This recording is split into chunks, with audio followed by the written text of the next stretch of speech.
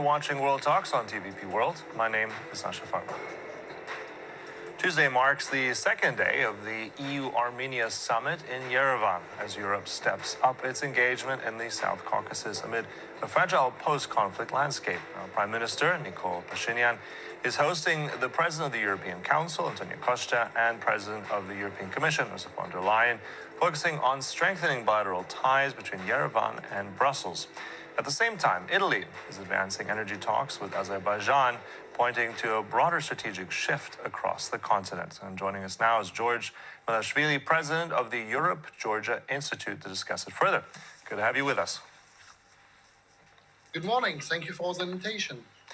I want to begin and just kind of remind our viewers about the significance also of location and timing of this first EU-Armenia summit. Tell us about what kind of impact just having it there means and what can be expected from day two. Well, the impact is absolutely tectonic. We have never seen so many European leaders in the South Caucasus all together. I think that anything that anywhere near resembles it is the COP in Azerbaijan or when European leaders came to Georgia during the invasion in 2008. So the magnitude is absolutely something new. It is entirely new dynamics for the region. And also the timing is also very, very carefully selected. The elections in Armenia are in June. And obviously it is a huge message that the entire European Union, and not only European Union, but the entire European political community is sending both to Yerevan and also to the entire region. We've seen the scale. It is absolutely huge, 48 heads of state. We've seen a partnership agreement that was signed between Armenia and the United Kingdom, the strategic partnership agreement. And also we've seen that there is absolutely hot topic of energy. I would even say that energy anxiety is something that deliberately goes through the entire summit so far. Yeah, you touched on something critical there, energy. Now, that's going to be key. Now, Armenia itself, perhaps not the biggest energy provider, but key in terms of pipelines coming namely from Azerbaijan. So tell me a little bit more also, because I think it's interesting, Giorgia Meloni's Monday visit also to Baku, to Azerbaijan. How much does energy factor into all these meetings? Well, we had 4 meetings in total. 2 of these meetings were connected to energy security. Before we go to Meloni, I would like to give you a brief overview of the security of the energy infrastructure in the Caucasus. We have the Baku-Tbilisi-Ceyhan pipeline, which is the main crude oil export route that goes from Azerbaijan and to Georgia and to Turkish Mediterranean coasts. We also have the SCP or SCPX, South Caucasus pipeline, which is not oil but natural gas that goes from Baku to Tbilisi to Erzurum. It is the upstream feeder into the southern gas corridor. Then we have TANAP, Trans-Anatolian pipeline, the gas across Turkey from Georgian border to the Greek border. And then we have TAP, which is Trans-Adriatic pipeline, the final leg that goes from Greece to Albania and then to Italy to Puglia.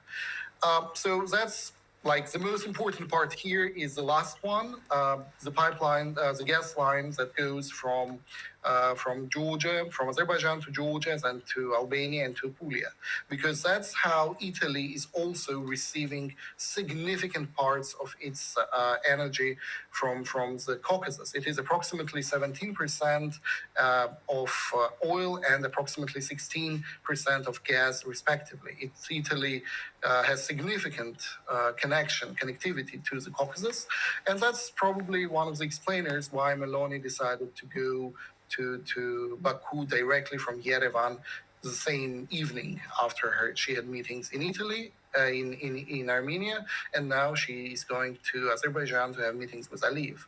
Mm-hmm. And all these things together, you mentioned, I think it's critical on that energy, you mentioned gas, all these different pipelines. I mean, this is going to matter for Europe in the, not just the short term, but the long term. Also, in that fact, though, we have elections coming up in Armenia with the Prime Minister. If he potentially doesn't clinch a victory there, how much in danger do these new agreements become? How much of a problem would that be if he doesn't win those elections in June? Well, first of all, we have the majority of this infrastructure going through Georgia yet, not through Armenia. Most of the pipelines, most of the gas lines, they were designed before there was a peace, not the agreement, but attempts to develop strong peace and the trip corridor in going through Armenia. So most of the infrastructure I was talking about, it goes through Georgia, and it is not directly connected to the elections in Armenia. However, elections in Armenia are absolutely crucial for the dynamics in the entire Caucasus region. Armenia right now is the most pro-Western country in the region, with Azerbaijan having its own sovereign foreign policy, with Georgia being somewhere in the middle right now. Armenia is the main foothold of the West in the entire South Caucasus region. And that's why keeping it is absolutely crucial, not only for Armenia. It is absolutely important that Pashinyan will be able to win the election, and thus Armenia will remain on the European course right now. But it is also important for the regional dynamics. It is also important for the long-lasting peace between Armenia and Azerbaijan, and also for normalization between Turkey and Armenia that will also eventually happen. Also, we have another energy project, which is one of the most important ones, and it is heavily backed by the European Union. It is the underwater sea cable that will connect the Caucasus to Romania and then Hungary and then European grid. And Italy also has a huge stake in that project, because most likely there are only two companies in the world that can build this underwater cable going all the way from the Georgian Black Sea coast to European Black Sea coast, going underwater. And this company is called Prysmian. It's based in Milano, and it is a $3.5 billion project. And Italy, of course, has a huge stake in this project as well, because they want Italian company to build it. Mm-hmm. Yeah, and I think also, as you mentioned, they're really interesting on all the critical pipelines, all that energy flowing to the EU, but also to Italy, namely, as well. Struck also by what you said in terms of that Armenia is the most pro-Western out of that region.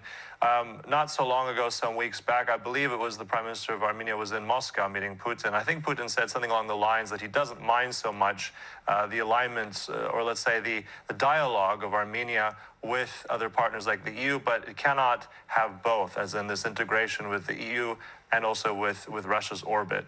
So at which point then does Russia step in? How can it step in? How vulnerable is Yerevan during these elections? Or what's Putin's play going to be in this? Well, Russia has a very significant presence in Armenia. We have the Russian military base in Gyumri, which is very close to Yerevan, and it also possesses a security threat for Georgia as well, because the Georgian southern flank is also vulnerable to this military base in Gyumri. There are also Russian FSB forces on the border between Armenia and Turkey, and also there have been lots of attempts from Russian Federation to implement different FIMI activities in Armenia to influence the result of the election. So the Russians will be trying to do it very actively. The biggest vulnerability right now, I would say, is economic dependency. Armenia is heavily dependent on Russian market, and the Armenian economy is also pretty vulnerable to any economic shocks that can come from the Russian Federation. We've seen it multiple times. We've seen it in regard of Moldova. We've seen it in regard of Georgia. We've seen it in regard of even Belarus, for the love of God. So the Russians are actively trying to use their economic leverage on different countries. In Georgian case, it was banned on wine. In Moldovan case, it was banned on also agricultural products. In Armenian case, it might be something similar. Russians might all of a sudden figure out that some goods flowing from Armenia to Russia do not fit the standards, as they usually say, and they would try to ban entry of those goods into the Russian market, and that would be a huge blow to Armenia, of course. Also, there is a huge diaspora, Armenian diaspora in Russia, and there are also lots of Russian-linked Armenian businesses that will be trying to assist Russia's interference activities in Armenia during the election. Mm-hmm. And all what you've just said as well, I mean, in terms of how the European Union, how Brussels, that kind of soft power, those investments that it wants to offer Armenia, will that be enough, let's say also of guarantees that Armenia can rely on? Will it be enough to step away from Russia, or will there always be a pull between the two? Well, the European Union is actively trying to help Armenia. The fact that there is this gathering in Yerevan right now is a signal to the Armenian public and also to the broader world that Armenia is not alone, that the European Union and European countries are there, and also even Canada, which is not a European country, but it is very actively and closely working with European allies, is also assisting Yerevan on their European path. Also, there is EU-Armenia connectivity partnership that has been just announced, and also the EU-PM Armenia civilian mission that will explicitly deal with Russian attempts to interfere and influence elections in Armenia. So there is a lot happening right now. Our European Union is definitely scaling up its game. I would also say that TVP is also helping by the creation of the Armenia language division to fight propaganda and misinformation. And that's also absolutely crucial because that demonstrates that European Union is there, that European allies are here to help. And obviously, all of it is decreasing the threats that are coming from Russia and also contributing significantly to the common European architecture because South Caucasus, Georgia, Armenia, Azerbaijan are absolutely crucial to the energy security of the entire European continent.